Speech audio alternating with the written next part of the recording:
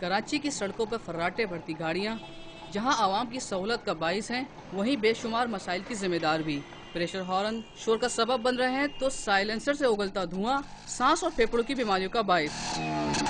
धुआं होते, धुएं से जो है नज़ले जुकाम होते, सर में दर्द होते, जिस्म में दर्द होते, पूरा परेशानी है। फिटनेस देती है तो उसका काम है ना, फिटनेस क्यों देती है? जब गाड़ी क्लियर नहीं है तो फिटनेस क्यों दिया आपने? बात ये होता है कि मुझे इस जगह छोड़ के ना अंदर भागना पड़ता है, इतनी ज्यादा ये लोग धुआं छोड़ती हुई गाड़ी है।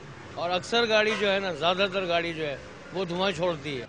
लेकिन इन्हें रोकने टोकने वाला कोई भी नहीं। फिटनेस सर्टिफिकेट किस तरह मिलते हैं सबको मालूम है, जबकि ट्रैफिक पुलिस का अख्तियार चालान तक महदूद है। आप देखो ना, उसके चालान है तो चालान उसको दे देते हैं कि आजाद रख लेते हैं उसके।